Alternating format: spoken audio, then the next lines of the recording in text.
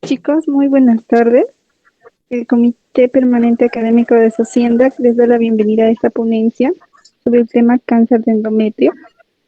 Y antes de presentar a la ponente, mencionarles, chicos, que a la mitad de la ponencia se pasará una palabra clave para que ustedes puedan anotarlo en el formulario de certificación. Será muy importante eso, chicos. Y también recordarles que al finalizar la ponencia enviaremos el link de las preguntas en quizzes, chicos.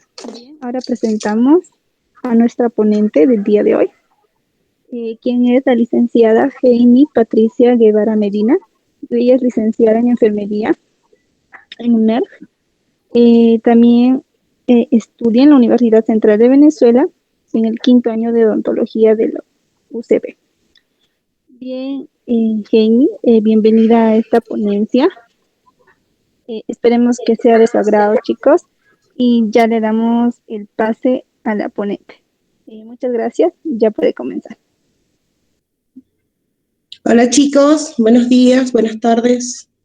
A ver, déjenme un momentito que no sé si tengo audio y no veo el chat.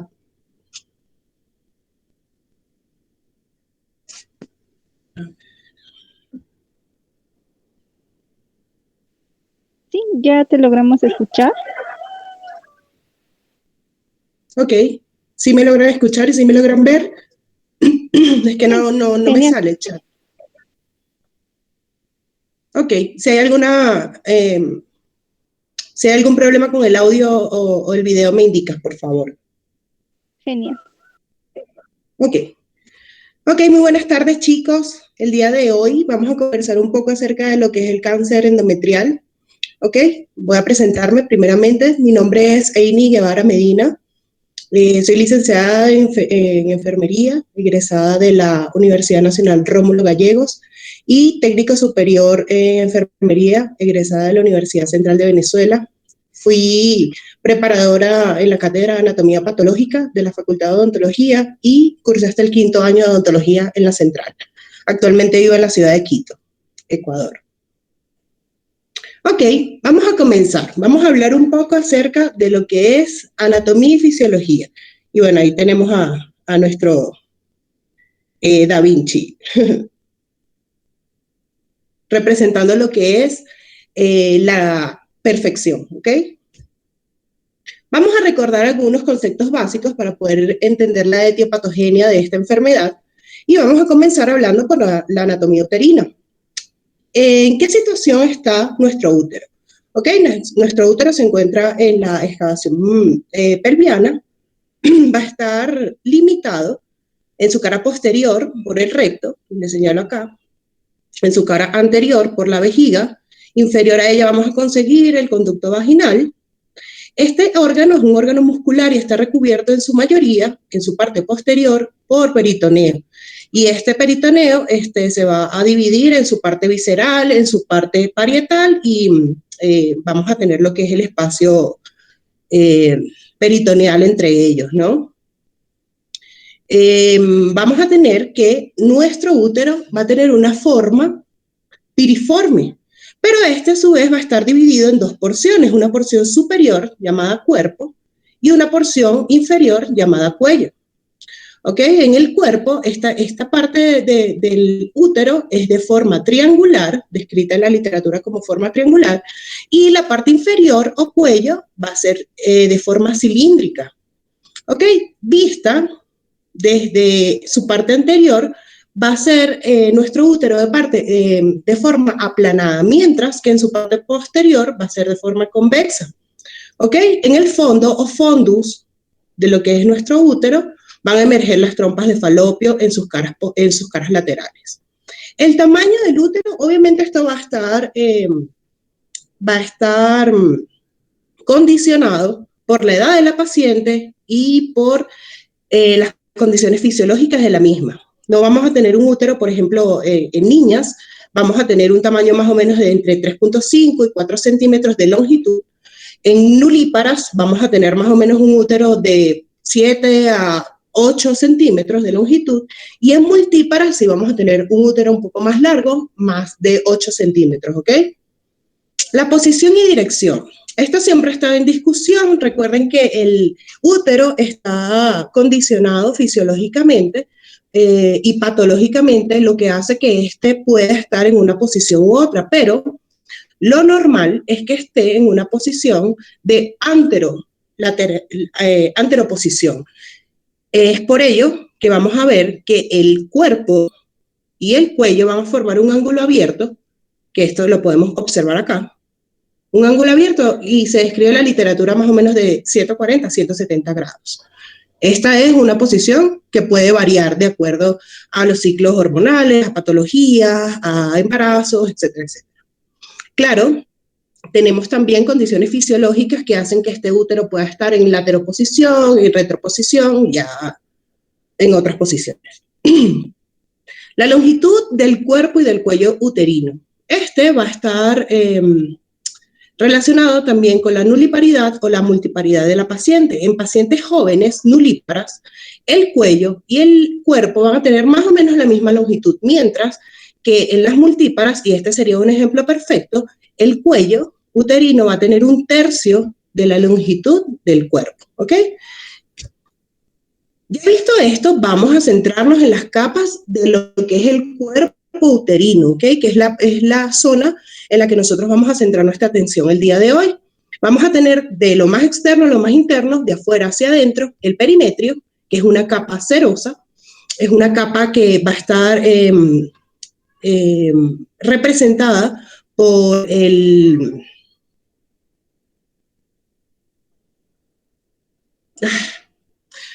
Es la capa serosa, es la que es la más externa, es el peritoneo, está representado por el peritoneo. Luego, más internamente, vamos a tener el miometrio, que es una capa muscular, y lo vamos a ver también aquí en un corte de lámina, en un corte histológico. Este sería el miometrio, representado por células de músculo liso. Este miometrio es el que va a intervenir activamente en el trabajo de parto, en la labor de parto. Y aquí tenemos el perimetrio, ¿ok? Que es la capa más externa. Ahora, nuestra capa más importante, la que vamos a tomar en cuenta el día de hoy, es el endometrio, es la capa más interna de nuestro útero, y es esta capa la que va a representar una capa glandular, ¿ok? Es una capa glandular que va a estar por toda la superficie interna del útero. ¿Ok? Aquí entonces representándolo histológicamente, el perimetrio, el miometrio y nuestra capa más interna, que sería el endometrio, constituida básicamente por células prismáticas, cilíndricas y por un componente glandular importante y es altamente vascularizado. ¿Qué pasa?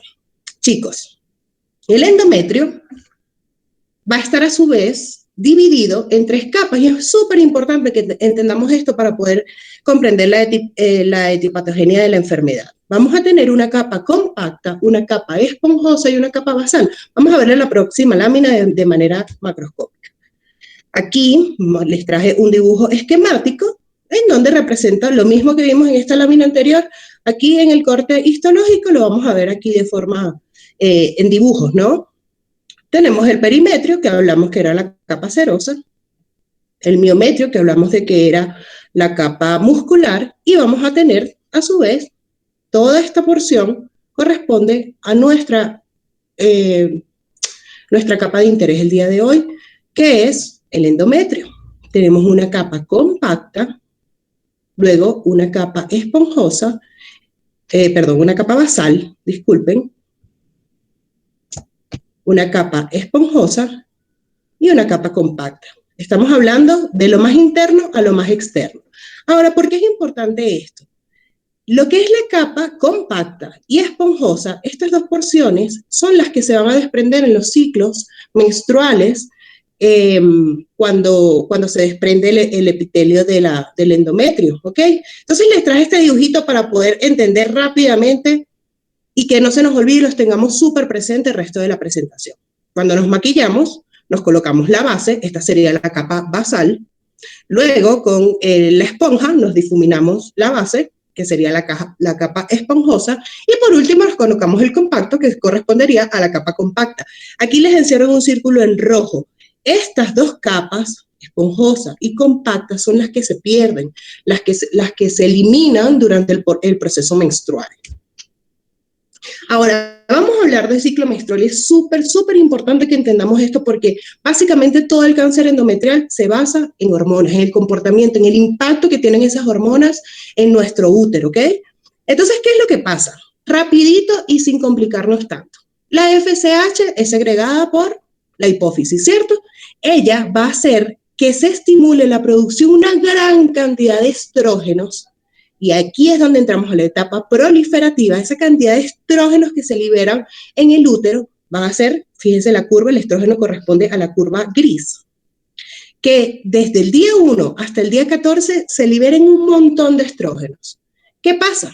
Llega un momento en que se produce la ovulación y esta ovulación está estimulada por la hormona LH. Cuando la LH hace su pico, se produce en ese momento, en el día 14, la ovulación. Aquí se invierten todas las curvas, porque luego, que esta LH también es segregada por la hipófisis, luego la progesterona hace un pico en la segunda etapa de nuestro ciclo menstrual, que sería la etapa secretora. Entonces, facilito. Comenzamos nuestro ciclo menstrual, se elevan los estrógenos. Ocurre la ovulación, se eleva la progesterona. En la primera etapa voy a tener una etapa proliferativa. Los estrógenos, y eso es súper claro para el resto de la ponencia, los estrógenos va a ser la hormona que va a proliferar ese endometrio para prepararlo. Obviamente si nos preparamos cada mes para un proceso en donde el óvulo sea implantado.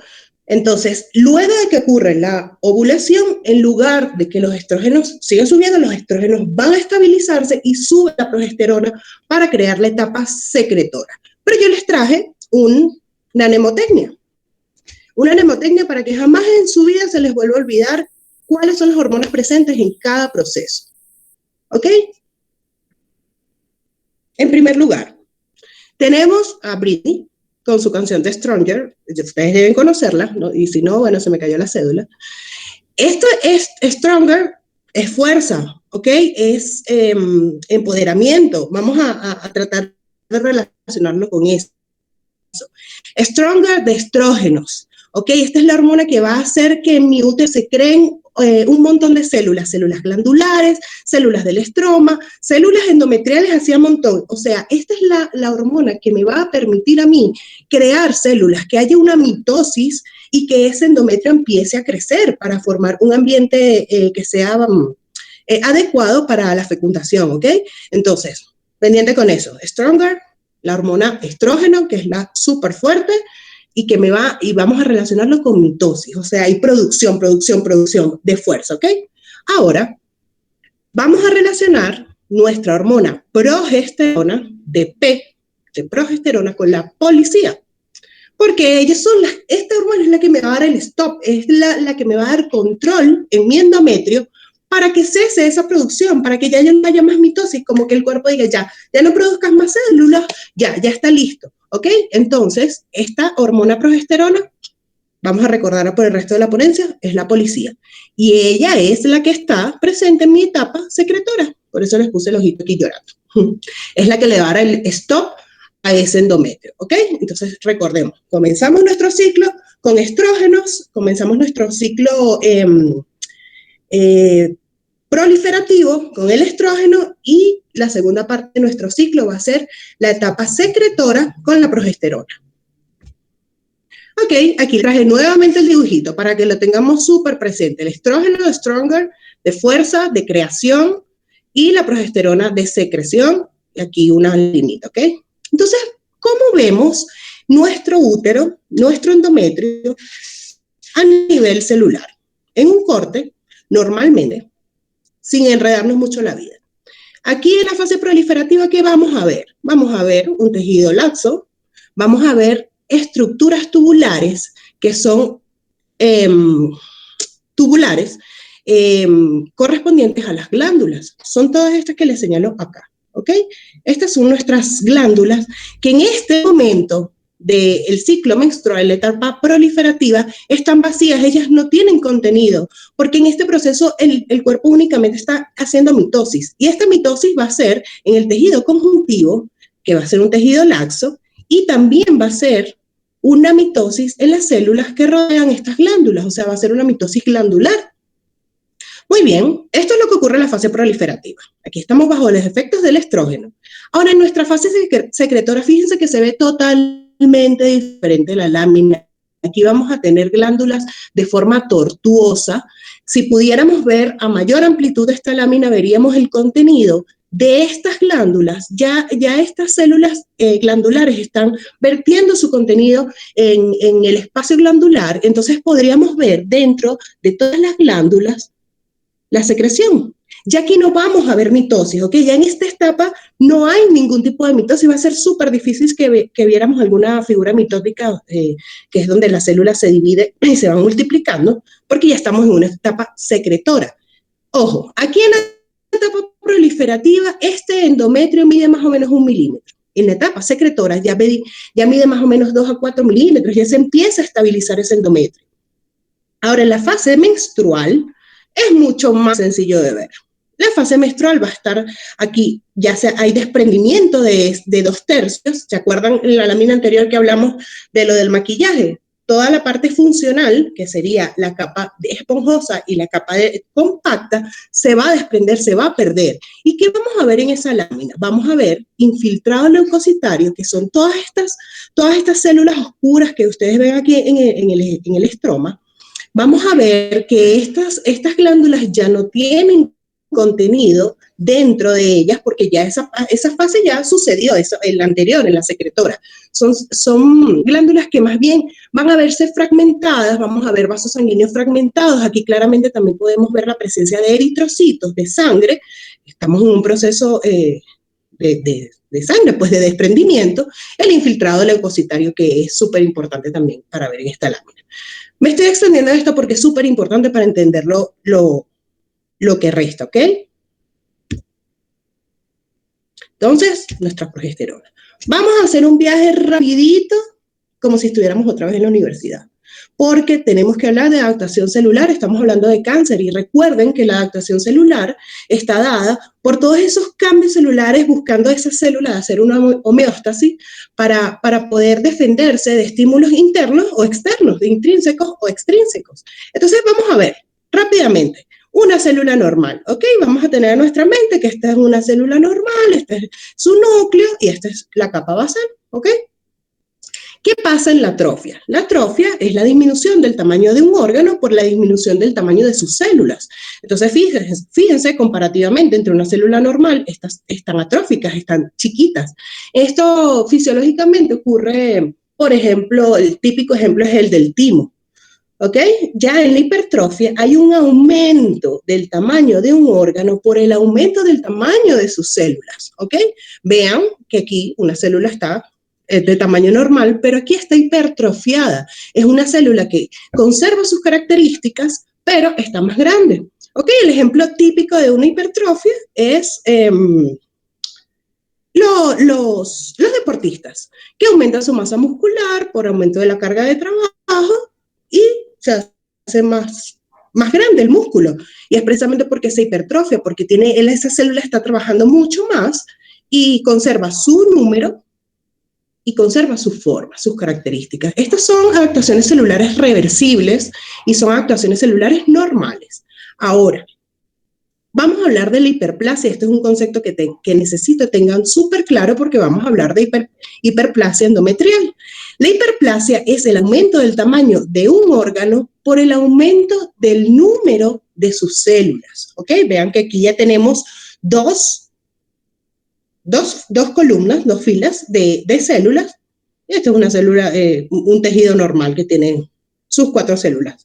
Aquí ya tenemos un aumento en la cantidad, pero las características de estas células siguen intactas. Son células que tienen características intactas, ¿ok? Ahora vamos a hablar de metaplasia. La metaplasia es la sustitución de un tipo de célula especializada a un tipo de célula menos especializada. Un ejemplo típico de metaplasia es pacientes fumadores.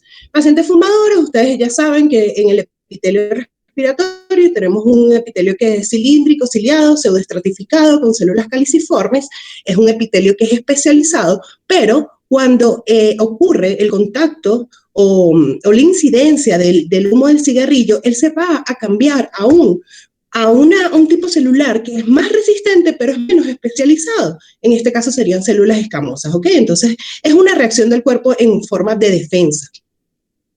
Ahora vamos a hablar de displasia. Aquí sí vamos a tener que hay un cambio celular. Aquí sí hay características atípicas de esas células. Van a cambiar las características celulares. Va a haber hipercromía, las características típicas de una célula típica, aumento del tamaño del núcleo con relación a su citoplasma, van a ser células hipercromáticas, un núcleo prominente, ya eso tenemos súper claro las características de atipia, ¿no? Entonces, ¿qué va a pasar con esta displasia? Estas células se empiezan a formar sin control, sin función, son células que no van a ser especializadas, no van a cumplir ningún tipo de función, pero lo importante es que estas células no rebasan la capa basal. ¿Ok? Son células que se están produciendo de forma descontrolada, desordenada, anárquica, sin control, con características atípicas, pero es focal, es local. No así la neoplasia. Ya en la neoplasia tenemos las mismas características atípicas de la anterior, de la displasia, pero aquí ya sí vamos a tener infiltración de la capa basal. ¿Se acuerdan la capa basal, que era la del compacto? Ahí ya va a invadir esas células que no tienen forma, que no tienen función, que no tienen características típicas, van a invadir otras estructuras. Ahora hablemos de epidemiología y a propósito les coloco aquí la imagen de la enfermera. A propósito, felicidades a mis colegas el día de ayer. ¿Ok? A ver, ¿por qué coloco también la enfermera allí? Porque nosotros somos entes activos en la prevención de cualquier tipo de cáncer. Ok, hablemos. Es la séptima neoplasia más frecuente en mujeres. Es la segunda neoplasia ginecológica más frecuente, imagínense, es muy alto, después del cáncer de cervix. En países desarrollados es el cáncer ginecológico más frecuente y esto está relacionado con la expectativa de vida, ¿no? En el 2018, que fue el último estudio que se hizo, hubo un 24% de mortalidad relacionada al cáncer endometrial. Es una enfermedad que se presenta aproximadamente entre la quinta y sexta década de la vida. El 80% de los casos se diagnostican en un estadio grado 1, lo cual es algo positivo. La tasa de supervivencia para 5 años es del 90%. Entonces, importantísimo que ese diagnóstico que se realiza en estadio grado 1, que sea un diagnóstico precoz, pues nos va a dar buenos resultados, que tenemos una tasa de supervivencia bastante alta. No así cuando hay diseminación regional. Ahí se va a disminuir muchísimo la tasa de supervivencia porque vamos a tener un 68% cuando hay diseminación regional y un 17% cuando es a distancia, o sea, es casi nulo. Factores de riesgo. Vamos a hablar de los factores de riesgo y aquí centré bastante en la ponencia porque me parece que nosotros como personal de salud, como un equipo multidisciplinario, debemos nuestras energías, nuestra atención y todo lo que podamos dirigirlo hacia esos factores de riesgo, de ser observadores, de tener esa perspicacia, de preguntar, de indagar al paciente para poder prevenir enfermedades como esta. Entonces les puse aquí esto, el HAI representa estas pacientes que tienen, pacientes que tienen terapia hormonal de reemplazo, pacientes que toman estrógenos sintéticos sin contraposición de progesterona.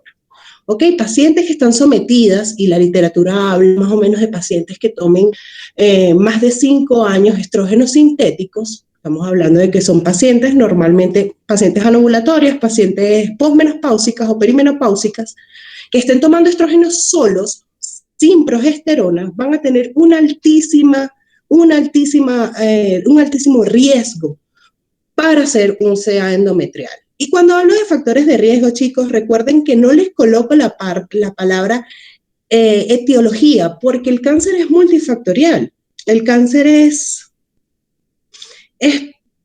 impredecible. Entonces, nosotros tenemos que enfocarnos en los factores de riesgo. Pero estas pacientes que toman estrógenos sintéticos tienen aproximadamente 30 o 40 veces más probabilidades de hacer un SEA endometrial. Ya vamos a ver por qué. ¿Se acuerdan? Cuando les hablé de la oleada de estrógenos que se produce en la primera etapa, en la etapa proliferativa. Precisamente, si yo tengo un útero que está sometido a estrógenos y estrógenos y estrógenos sin que ocurra la fase secretora, que es la fase secretora, que es donde yo voy a eliminar ese endometrio, si solamente tengo la acción de estrógenos impactando en ese endometrio, solamente voy a tener producción de células, producción de glándulas, producción de células, y eso va a hacer que esta paciente me haga una hiperplasia o me haga una neoplasia endometrial. La edad, súper importante, hablamos de que es más usual de que se presenten pacientes entre 50 y 60 años con una media más o menos de 63 años, pero no hay que descartar a estas pacientes que puedan tener una perimenopausia tardía o una perimenopausia temprana, ¿ok? Entonces la media más o menos son de 50 años, se habla, porque es en el momento en que ya se deja de producir las hormonas. Pacientes con sobrepeso o pacientes obesas. Normalmente las pacientes ya cuando pisan los 50 años por este problema de las hormonas tienden a aumentar de peso, o pacientes que siempre han sido obesas o siempre han tenido sobrepeso. ¿Por qué es un factor de riesgo? Recuerden que en el tejido adiposo se produce un proceso que se llama aromatización, en donde los andrógenos se convierten en estrógenos. Entonces imagínense ustedes una paciente que tenga 50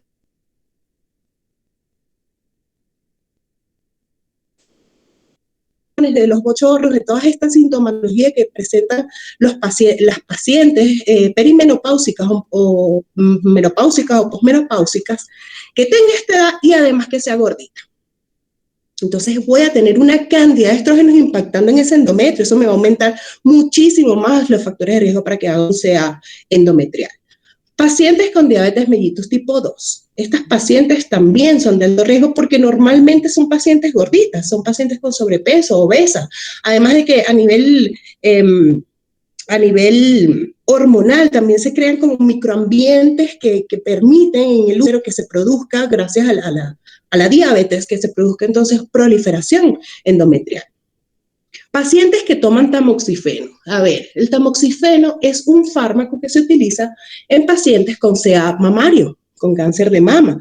Entonces, estas pacientes van a tomar tamoxifeno. ¿Y qué es el tamoxifeno? Eso es un medicamento que es un antagonista de estrógenos, pero a nivel mamario. Pero ¿qué pasa? ¿Cómo me actúa ese tamoxifeno a nivel endometrial? Como un agonista. Entonces, yo la estoy protegiendo y la estoy tratando de un cáncer mamario porque estoy haciendo que esos estrógenos no se produzcan más allí en la mama, pero en el endometrio me está produciendo más estrógenos.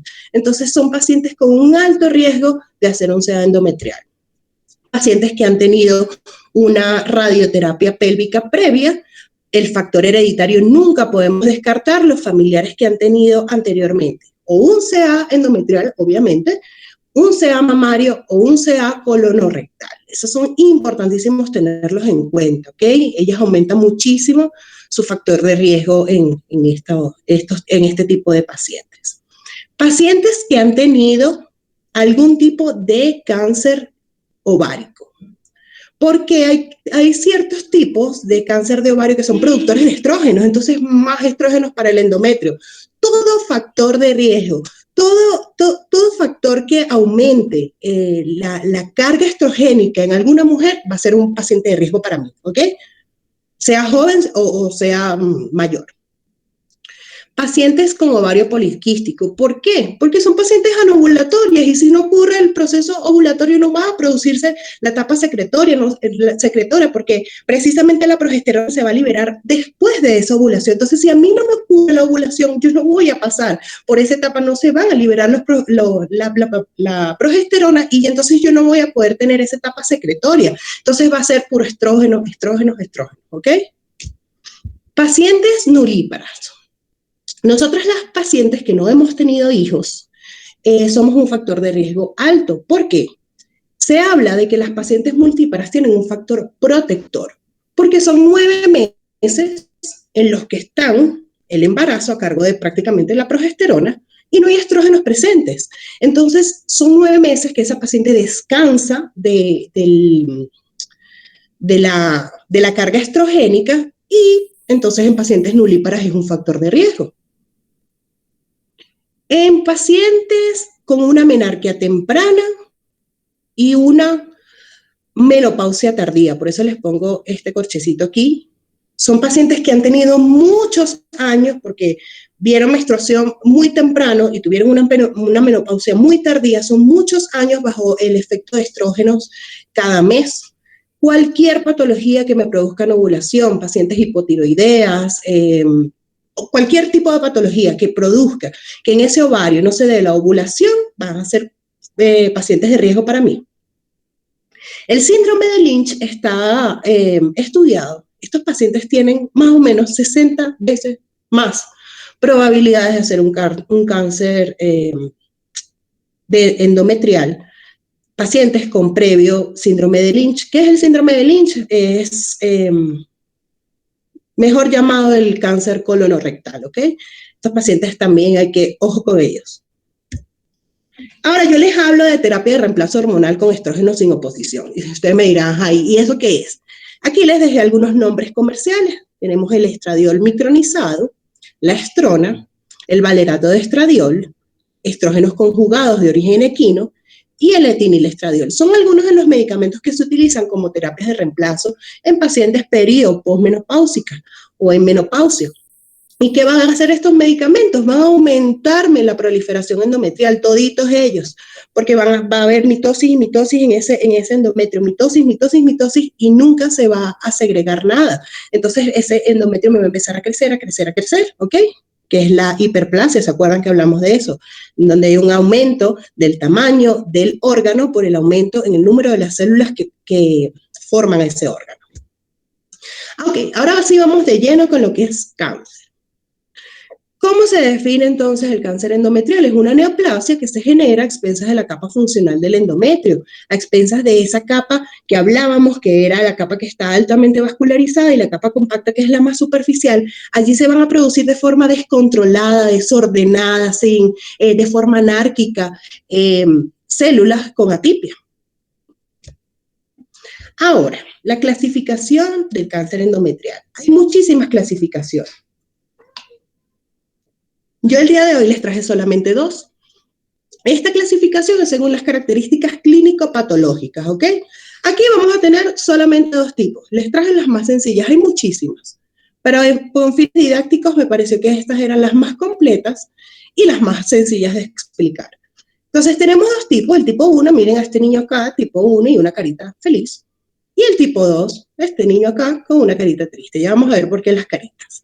En el tipo 1 vamos a tener que corresponde la mayoría de los tumores endometriales. Estos tumores van a ser de bajo grado. Si hablamos en una escala del 1 al 3, estos tumores van a estar, los de grado 1 y los de grado 2, tienen una invasión superficial del miometrio, lo cual lo hace algo bueno, porque vamos a tener que va a estar localizado ese cáncer.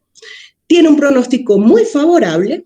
Estamos hablando de que este tipo 1, más o menos el 80% de los cánceres endometriales que les van a llegar a la consulta a ustedes, doctores. Van a ser estrógenos dependientes, súper importante, lo que hablamos antes, pacientes que están sometidas a estrógenos, sean exógenos o endógenos, ellos se van a crear a expensas del estrógeno, ¿ok? Este tipo de cáncer, el tipo 1. Va a estar precedido de una hiperplasia endometrial, y aquí se los encerré en un circulito. ¿Por qué? Porque estoy bajo los efectos de los estrógenos. Si yo tengo estrógenos en ese endometrio, se me va a crear una hiperplasia. Y esa hiperplasia, posteriormente, si es que no es tratado, si las células comienzan a adquirir características atípicas, entonces se me va a convertir en un cáncer endometrial tipo 1. Ahora el tipo 2. ¿Por qué tiene una carita triste? Este tipo de cáncer es sin exposición a estrógenos. Estas pacientes no tienen la incidencia de esos estrógenos en ese endometrio. Estas son pacientes normalmente adultos mayores.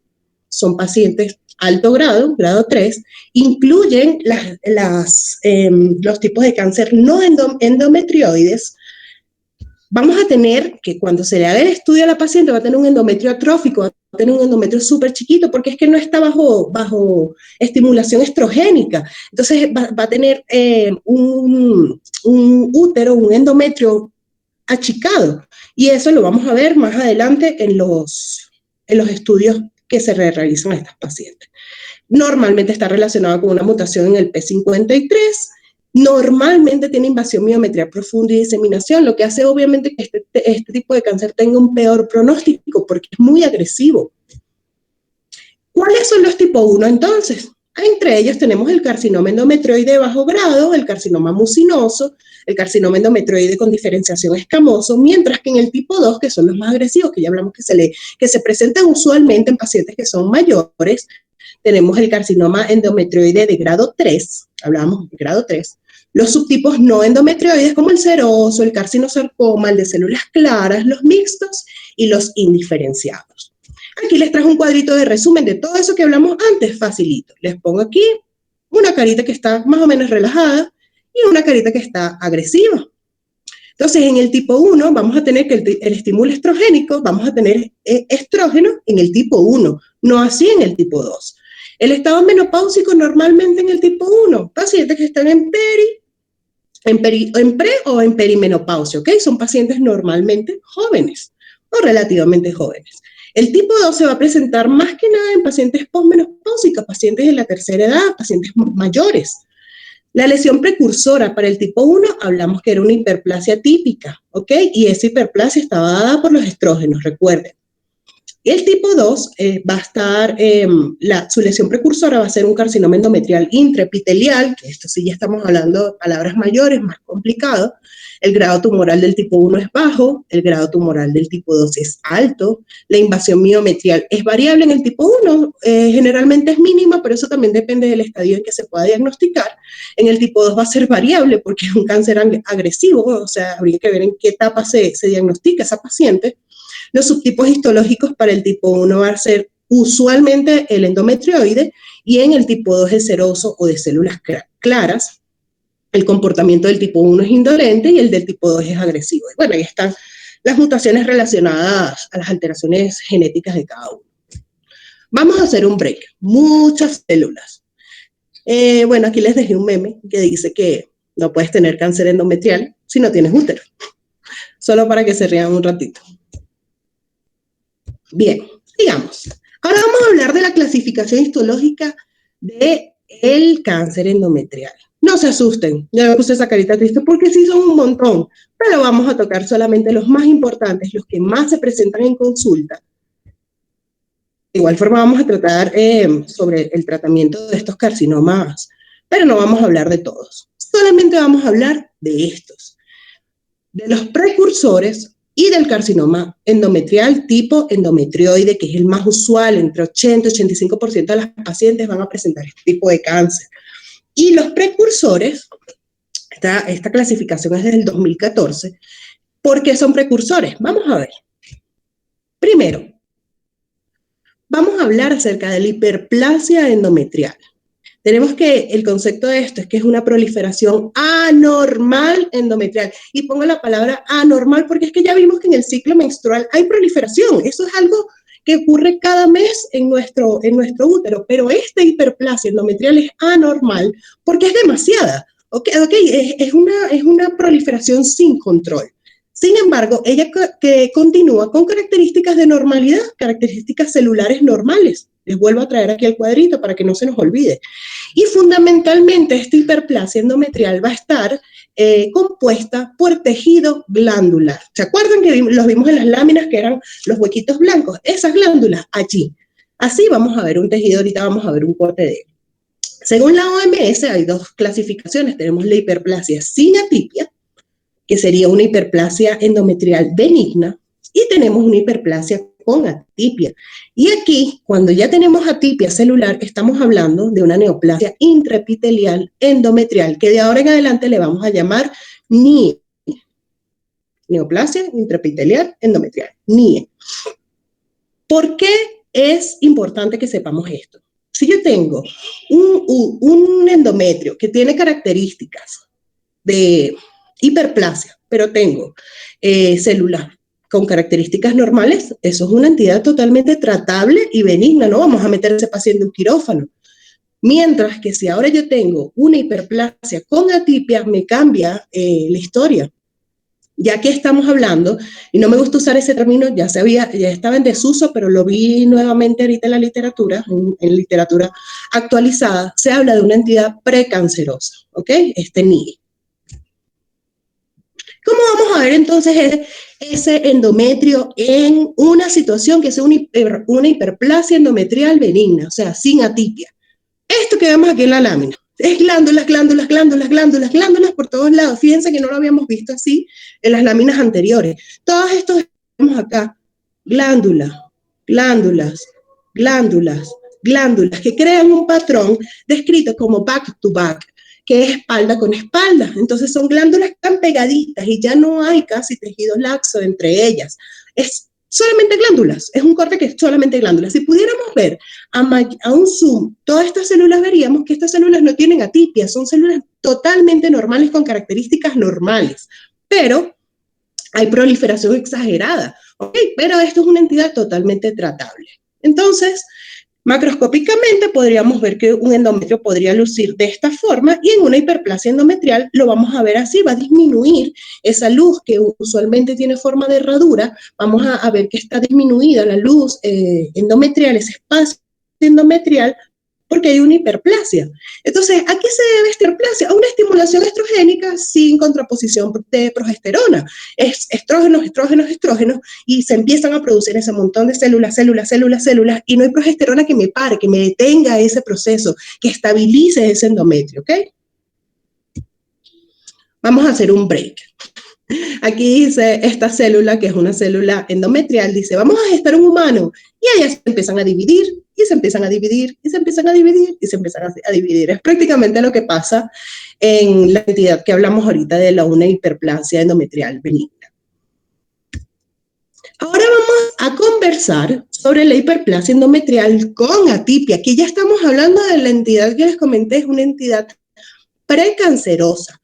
Es el NIE, que dijimos que ahora en adelante íbamos a llamarlo NIE, neoplasia intraepitelial endometrial. Aquí sí hay que ser muy cuidadosos. Aquí ya yo necesito verificar histopatológicamente, y el histopatólogo va a tener 5 criterios para poder diagnosticar un NIE. ¿Cuáles son estos? Aglomeración glandular, que fue esto mismo que vimos ahorita. Glándulas, glándulas, glándulas, en ese patrón de back to back se va a repetir aquí en la neoplasia intraepitelial endometrial, pero también van a haber alteraciones citológicas con relación a las glándulas de fondo, es decir, el histopatólogo debe tomar una muestra y compararla con el resto de ese fondo de endometrio para ver para ver que haya una diferencia entre los cambios citológicos de un tejido, de una muestra y de otra, ¿ok? Eso es súper importante. Debe tener un espesor mínimo de 1 milímetro a la muestra. Debe haber exclusión de un adenocarcinoma. Recuerden que esto ya es un paso para un adenocarcinoma, entonces deben ser muy cuidadosos en tomar una buena muestra, en hacer un buen estudio de que realmente ya no haya invadido otros espacios, ¿ok? Y exclusión de imitadores. Muchas veces las pacientes que están sometidas a terapias hormonales de reemplazo pueden cursar con un endometrio imitador, entonces eso debe excluirse también. Porque es súper importante que sepamos qué es un NIE. El 40%, imagínense, estamos hablando casi de la mitad de las pacientes, cuando se les diagnostica esto, ya probablemente tengan instaurado un adenocarcinoma endometrial.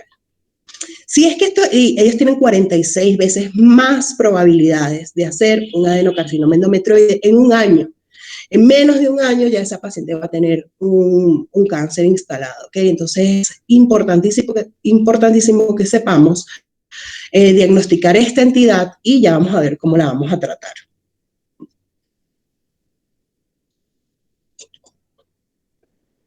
Ahora, el adenocarcinoma endometrial. Aquí sí es un cáncer ya, listo. Aquí vamos a tener este patrón. Vamos a comenzar. La mayoría de estos adenocarcinomas endometriales van a ser, el 80% de ellos, un carcinoma endometrioide. Casi todos, por eso les dije, vamos a tratar solamente los tipos de cáncer que más vamos a ver, porque al final el resto de clasificación son cáncer que se comportan de manera más agresiva y los tratamientos son más sencillos, ¿ok? Porque son radicales, mientras estas entidades no. Este adenocarcinoma endometrioide, no sé si recuerdan, les dije que su comportamiento era indolente, es un cáncer que está instaurado allí, que se puede tratar porque no avanza tan rápido, no es tan invasivo, entonces es el que más vamos a ver en la consulta. Este tipo de cáncer va a iniciar en las células glandulares, por eso histopatológicamente, ¿qué vamos a ver? Miren, glándulas, glándulas, glándulas, glándulas, igual, se comportan de la misma forma en back to back. Fíjense que ya casi no hay estroma entre las células, o habrá muy poco, que sería esta porción que les estoy señalando con el cursor. Ya no va a haber casi estroma, sino glándulas, glándulas, glándulas. Pero si es que vemos, por eso le puse este dibujito aquí, si es que vemos a mayor zoom, allí sí vamos a ver células con características de atipia celular, con un nucleolo prominente, con un núcleo grande con relación al citoplasma, van a ser células hipercromáticas y todas las características que ya sabemos. Y aquí sí vamos a ver hallazgos ya que sugieran invasión, ¿ok? Que va a rebasar la capa basal, la de la base del maquillaje, ¿recuerdan? ¿Cómo es esta evolución si es que este adenocarcinoma no se trata? Por eso era importante que viéramos antes la anatomía uterina, porque a medida que crece, invade el miometrio. ¿Se recuerdan? El miometrio es la capa muscular del cuerpo del útero. Va a avanzar hacia el istmo, estaría representado por acá. Se disemina hacia los tejidos paravaginales y paracervicales, o también podría invadir de otra forma, invadiendo la capa serosa, o sea, va a invadir de forma lateral, de acá para acá, hasta llegar hasta la cavidad peritoneal y a través del miometrio también. O sea, puede avanzar de forma lateral o de arriba hacia abajo. A ver, ¿cómo vamos a hacer ese diagnóstico? Le pongo esta carita aquí porque nosotros tenemos que ser entes activos y que todo nos cause esa chispa de encender esas alarmas para poder tratar bien a estas pacientes, de poder hacer un buen diagnóstico. Y no me voy a cansar de decir que lo más importante siempre va a ser ver cuáles son esos factores de riesgo que tienen esas pacientes, si es una paciente anovulatoria, si es una paciente que está sometida a estrógenos continuos, si es una paciente que está en perimenopausia, posmenopausia, en menopausia, si es una paciente que tiene un síndrome de Lynch o que tiene un antecedente de síndrome de Lynch, un antecedente de cáncer mamario. Todas estas pacientes a mí se me tiene que encender la alarma de decir, hey, esta paciente podría ser un CA endometrial. Y entonces ya yo aquí dirijo todos estos exámenes, todos estos estudios que les van a realizar ustedes a sus pacientes. Pero ¿cuál va a ser mi primera alarma? Pacientes con sangrado genital anómalo. Recuerden que estamos hablando de pacientes que ya no están produciendo hormonas y no deberían tener un sangrado, por ejemplo, en las posmenopáusicas. Cualquier paciente posmenopáusica que les llegue a ustedes a consulta con cualquier tipo de sangrado, directamente a hacerse un eco transvaginal. Pacientes perimenopáusicas con sangrados infrecuentes, por ejemplo, pacientes que le dicen, no, yo menstruo cada 4 meses, y ustedes saben que ese útero y ese endometrio está bajo la acción, bajo el impacto constante de esos estrógenos, y entonces son 4 meses que no se produce progesterona, no hay una estabilización de ese endometrio, entonces estas pacientes también deben causarme, de llamarme la atención, de encenderme esas alarmas para poder hacer un buen diagnóstico. Otras posibles motivos de consulta pueden ser pacientes que en una edad avanzada lleguen con secreción vaginal purulenta, en pacientes en edad avanzada, dolor o distensión abdominal, una alteración en el tránsito gastrointestinal. Ya vimos en la relación que hay con esto del síndrome de Lynch, los hallazgos sospechosos en una citología vaginal, que bueno, no estamos hablando del mismo tejido, pero ya ahí podría llamarme la atención porque está en límite con nuestro tejido endometrial, ¿ok? ¿Cuál es mi primera herramienta diagnóstica para estas pacientes? Una ecografía transvaginal. Tan fácil como eso. Es un procedimiento que se utiliza de rutina, es un procedimiento económico, la paciente no sufre tanto. Entonces, ¿qué pasa?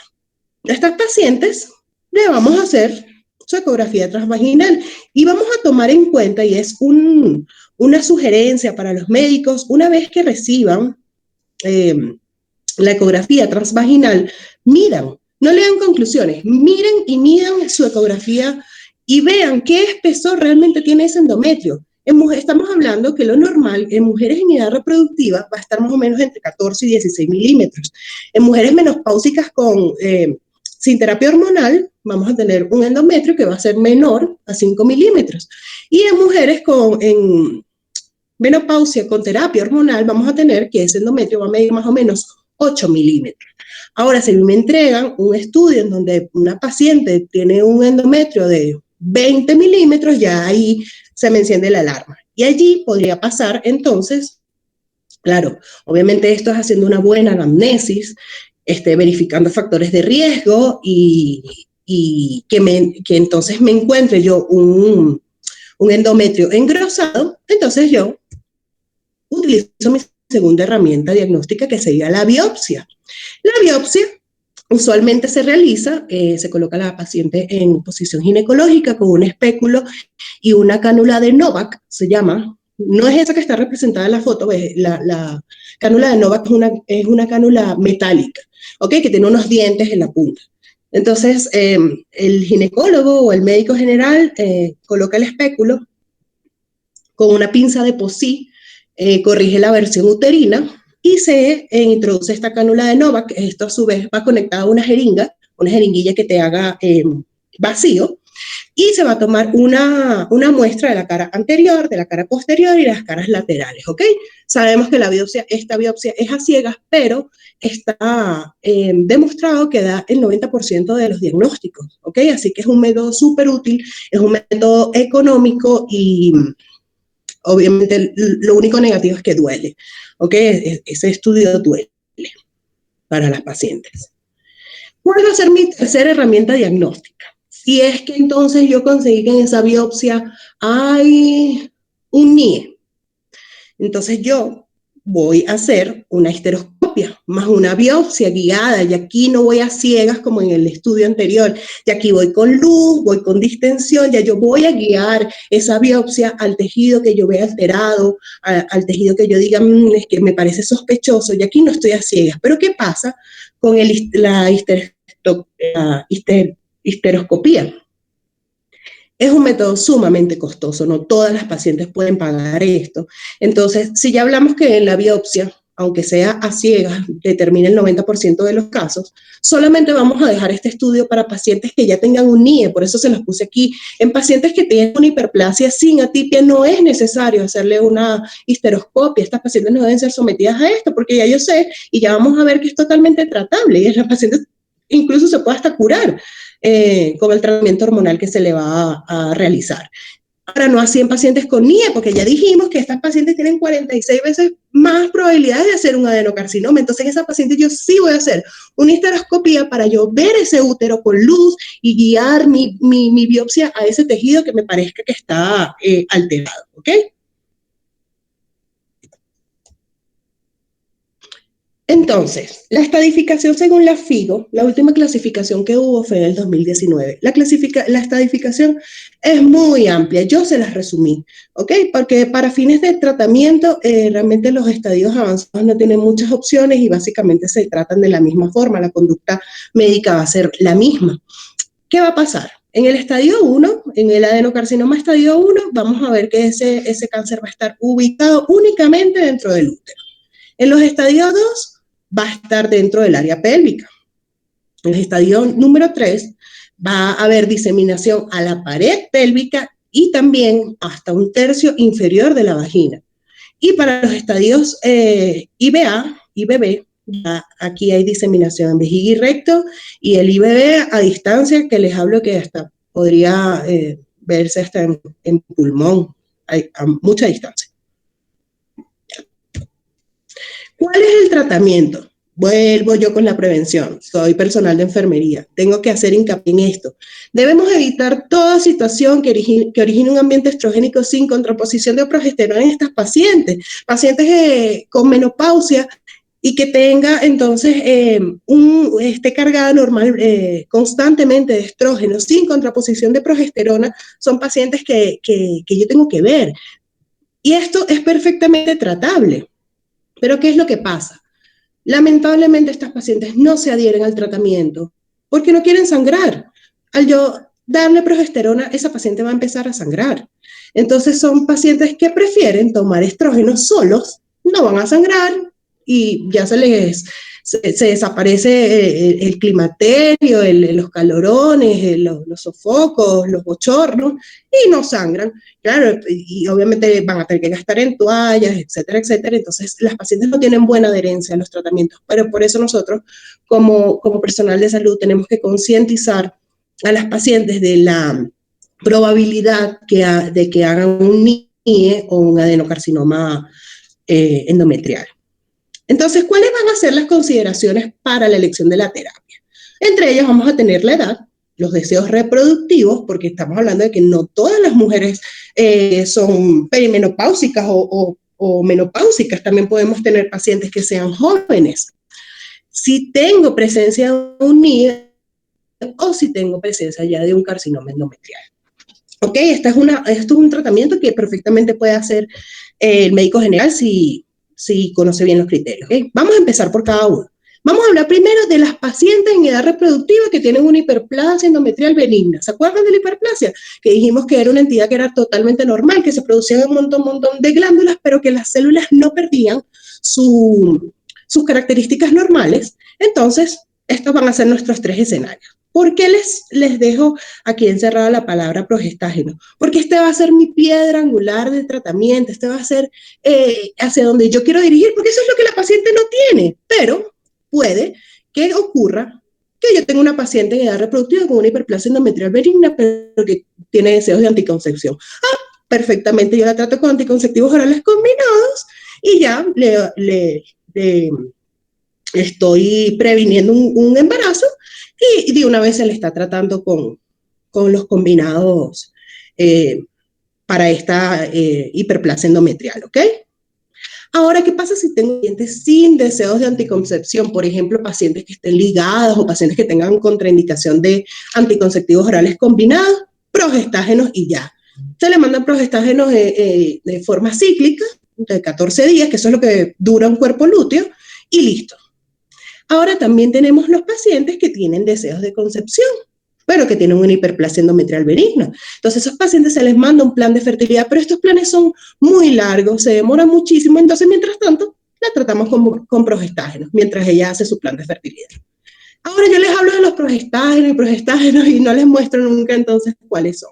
En el mercado actualmente tenemos los sintéticos y los naturales. Los sintéticos, el más estudiado ha sido el acetato de medroxiprogesterona. Aquí les dejo algunos nombres comerciales para que los conozcan. Y de forma natural, estos son un poco más nuevos, pero también han estado utilizados ampliamente en la actualidad. Tenemos la progesterona natural mitronizada, ¿ok? Entonces allí les dejo algunos. En estos pacientes que les comenté anteriormente con hiperplasia endometrial benigna, se manda usualmente, ustedes médicos mandarán usualmente el acetato de medroxiprogesterona en 14 días, en ciclos de 14 días, ¿ok? Para pacientes que no se adhieran al tratamiento, que sean pacientes irresponsables, que siempre hay pacientes irresponsables en la consulta, también existe la presentación de una dosis, me parece que es de 150 gramos, de 150 miligramos, y con una dosis única se ha estudiado que la paciente se cura de esa hiperplasia de una vez. Ahora, si tengo pacientes en edad reproductiva pero que ya tienen un NIE, o sea, una neoplasia intraepitelial endometrial, que ya hablamos de que era una entidad precancerosa, y estas pacientes no tienen muchas opciones. Realmente el tratamiento para esto es la histerectomía, pero va a llegar una paciente que diga, no, doctor, yo no me quiero quedar sin hijos, pero tiene una neoplasia intraepitelial. Entonces nosotros allí le vamos a explicar la alta probabilidad que tiene de hacer un adenocarcinoma, pero si ella tiene deseos de anticoncepción, se le va a mandar progestágenos. mientras ella asiste a su plan de fertilidad o a su planificación familiar. Se manda progestágeno, pero esta vez en altas dosis y continuo. Ya ahí no me va a importar que esa paciente sangre y sangre y sangre, sangre todo el mes, porque le estoy tratando de salvar el endometrio, ¿ok? De prevenir un adenocarcinoma. Entonces ahí sí va a ser en altas dosis y continuo. La literatura habla de, no se imagina la cantidad de dosis que hay. Ahora, las pacientes menopáusicas con muchas menos opciones, pero puede presentarse una paciente menopáusica que tenga una hiperplasia endometrial benigna. A estas pacientes progestágenos continuos. Recuerden que esto no es una entidad cancerosa, es una entidad que es un precursor que puede ser totalmente tratable. Estas pacientes no necesitan ir a quirófano, no necesitan ningún otro tratamiento invasivo, ya con progestágenos continuos es suficiente. Ahora, pacientes menopáusicas con un NIE, con una neoplasia intraepitelial, endometrial, muchas menos opciones. El tratamiento siempre va a ser histerectomía para ya prevenir. Estamos hablando de que 40% de las pacientes hacen un adenocarcinoma, pero hay pacientes que por comorbilidad o porque tienen contraindicaciones quirúrgicas no pueden hacerse una histerectomía porque no pueden entrar a quirófano. Si es que es así, a estas pacientes se le mandan progestágenos igualito en altas dosis y continuo, no me importa que esa paciente sangre. Ahora, el tratamiento para el adenocarcinoma endometrial y sus subtipos, que eran los más agresivos, si es que teníamos y seguimos con la clasificación de la FIGO, en estadio 1 vamos a tener que el tratamiento de elección siempre va a ser una histerectomía parcial. Ya vimos que en el estadio 1 era algo muy focalizado, algo que está allí localizado, entonces se puede hacer una histerectomía parcial, pero pacientes que tengan comorbilidad o pacientes que tengan contraindicación quirúrgica se van a tratar inicialmente con radioterapia, braquiterapia vaginal o quimioterapia para después hacer histerectomía parcial.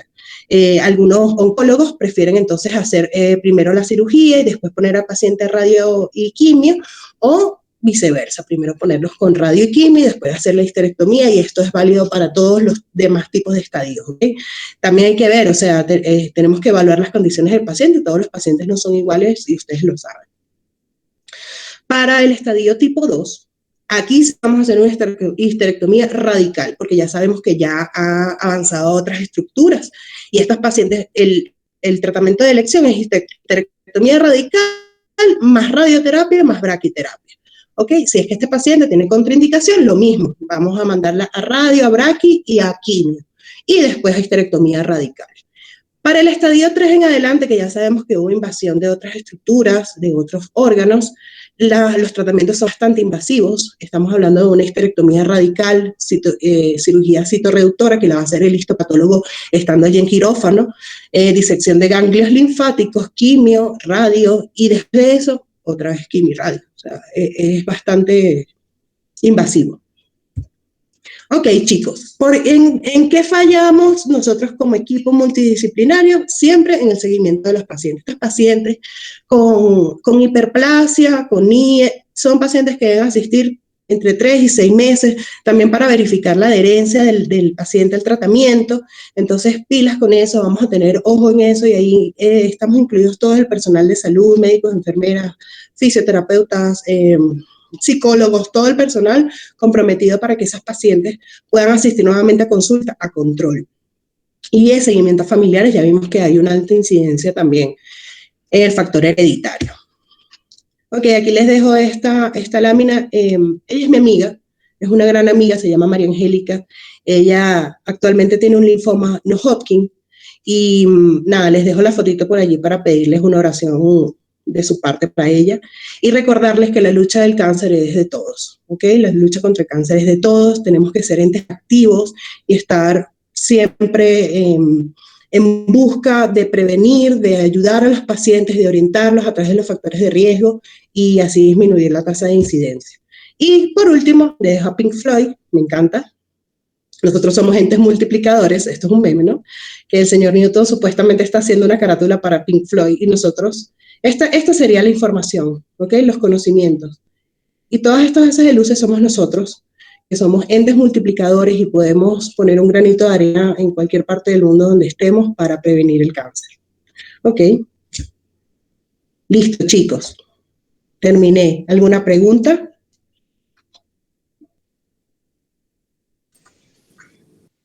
Muchas gracias por la ponencia, Heidi. Chicos, si tuvieran preguntas, por favor, déjenlo en el chat.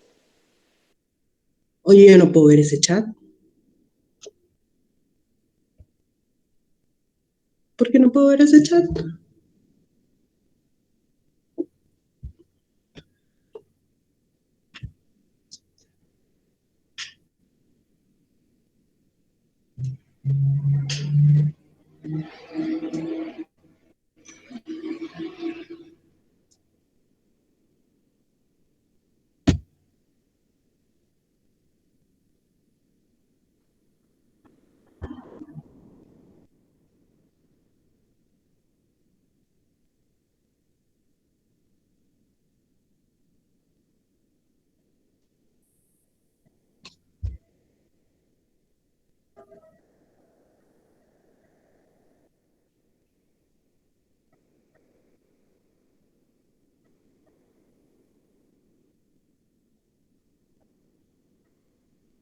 Heidi, tengo Genial, tenemos audio. una primera pregunta. Ok. Nos dicen, ¿el NIE es equivalente al cáncer in situ de otros cánceres? Ok, sí. Lo que pasa es que esta clasificación fue modificada, ¿ok? Esta clasificación de las que yo les hablé es según la OMS del 2014, en donde ellos antes los llamaban una neoplasia ya, pero instaurada, exacto, in situ, y ahora se le llama neoplasia intraepitelial endometrial, bueno, en este caso que sería endometrial. Pero sí, ciertamente se le llama precancerosa, pero realmente es una entidad que está ya con características atípicas celulares, lo que te da a entender a ti que ya es un cáncer, solamente que está allí localizado, ¿ok? No ha invadido otras estructuras. Entonces, por eso es que es bien importante que se haga un diagnóstico precoz de esta entidad. Muchas gracias por la respuesta. Tenemos otra pregunta. Las pacientes que ya tienen una histerectomía más o forectomía necesitan terapia hormonal y qué riesgo tendrían con este tratamiento. Claro, esas pacientes, normalmente las pacientes que tienen una histerectomía previa, son sometidas a terapias hormonales de reemplazo.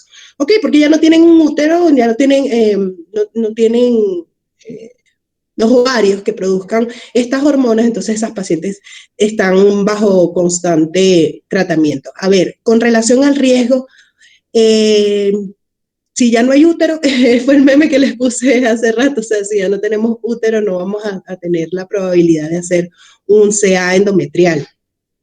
Entonces, estas pacientes por ese lado no tendrían ningún tipo de complicación con relación al tipo de terapia, sea estrógeno solo, sea progesterona sola o sean combinados, ¿ok? Muchas gracias por la respuesta. Chicos, si tuvieran alguna otra pregunta más, por favor, déjenlo en el chat.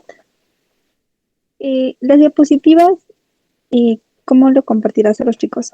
¿O me las enviarás? Bueno, ahí les compartí en una de las láminas mi correo electrónico y mi cuenta en Instagram. También les puedo pasar mi número de teléfono, pero no lo puse allí. Y les comparto con todo gusto, no hay ningún tipo de problema. Genial, muchas En gracias, Instagram estoy chicos. como Eini Guevara. Genial. Chicos, pueden escribir a la ponente en Instagram, por favor, si desean las diapositivas. Tenemos otra pregunta que nos dice, ¿esos pacientes con, o bueno, los pacientes con histerectomía necesitan realizar citología? No. O sea, dependiendo del grado de histerectomía que haya tenido esa paciente, dependiendo si haya sido una histerectomía parcial, en el caso de que sea parcial, sí. Pero recuerden, chicos, que la citología es a nivel vaginal, ¿ok? Por eso cuando nosotros estamos hablando de estudios que sean a nivel del endometrio, va a ser una biopsia, porque estamos hablando que es por encima del cervix, ¿ok? Por superior al cervix. Mientras que la citología se hace en las paredes vaginales. Pero es importante también, y se los mostré en alguna lámina por allí, que si es que citológicamente se evidencia algún tipo de alteración, pues eso también tiene que hacerme a mí como que prenderme la alarma de poder estudiar más a fondo esa paciente.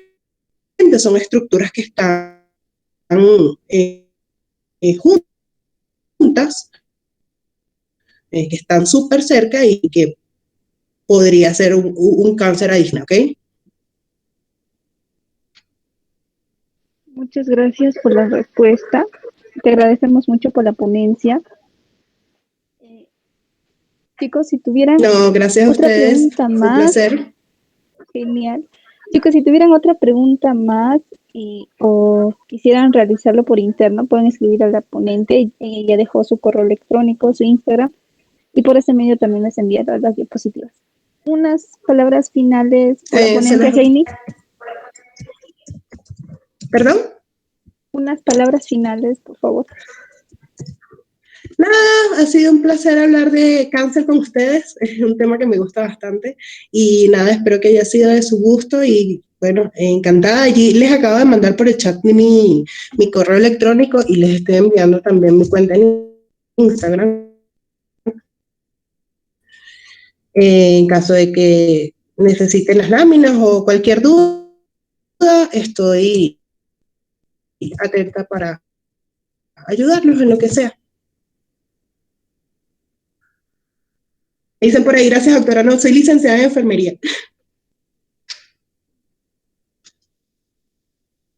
Muchas gracias, Heini. También agradecerles, chicos, por su participación en la ponencia.